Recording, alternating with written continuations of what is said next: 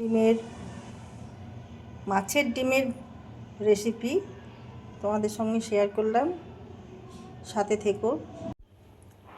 আজকে আমি বানাবো, দেখো এই মুসুরির ডালটা পেস্ট করে নেব, আর এটা হচ্ছে মাছের ডিম। এই ডিম মুসুরির ডাল দিয়ে বড়া তৈরি করব। একটু কাঁচা লঙ্কা আমি এর মধ্যে পেস্ট করে নেব। দেখো হলুদ দিয়ে দিলাম, ডালটা বাটা হয়ে গেছে। নুন দিয়ে দিলাম, অল্প একটু চিনি দিয়ে দিলাম। এবার সব মিশিয়ে নেব একসাথে।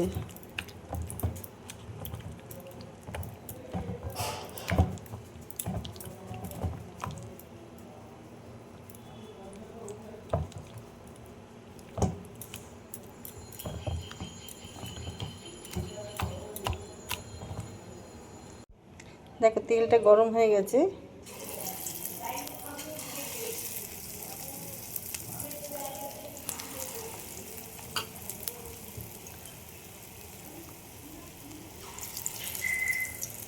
ডিমটার জন্য পাতলা হয়ে গেছে এটা, এই ডালটা।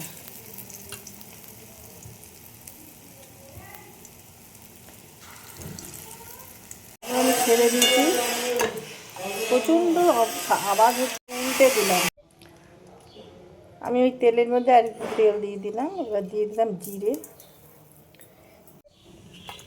দেখো জিরেগুলো ফোড়ন হয়ে গেছে। এবার আমি পেঁয়াজ দিয়ে দিলাম একটা।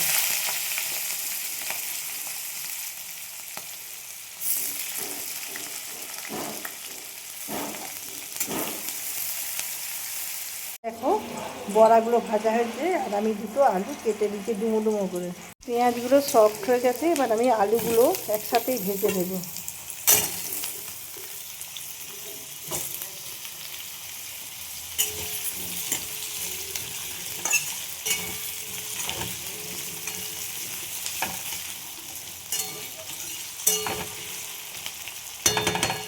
এখানে আমি আদা দিয়ে নিয়েছি খানিকটা, পরিমাণ বুঝে নিয়েছি।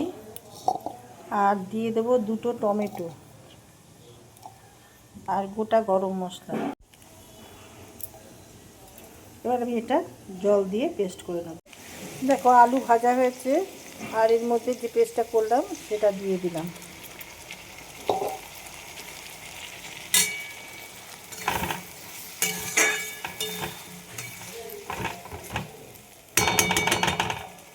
পরিমাণ বুঝে নুন দিয়ে দিলাম, লঙ্কা গুঁড়ো, ধনে গুঁড়ো,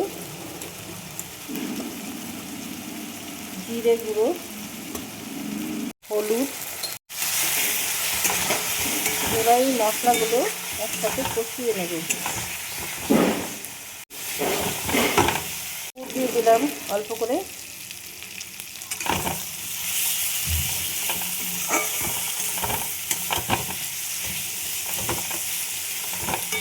টেস্ট ব্যালেন্স হওয়ার জন্য একটু তেল ছেটে দিয়েছি। এবার আমি দিয়ে দেবো জল, এই মিষ্টি ধোয়া জলটা দিয়ে দেবো। আর একটু জল লাগবে।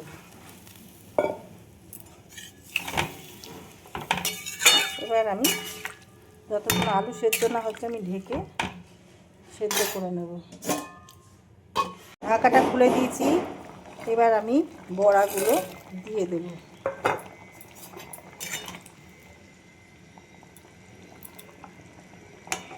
আলু সেদ্ধ হয়ে গেছে।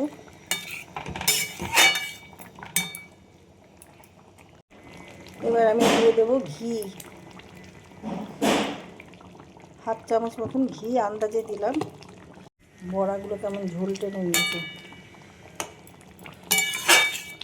রান্নাটা আমার হয়ে গেছে, আমি এবার নামিয়ে ফেলবো। এবার দিয়ে দেবো ধনে পাতা।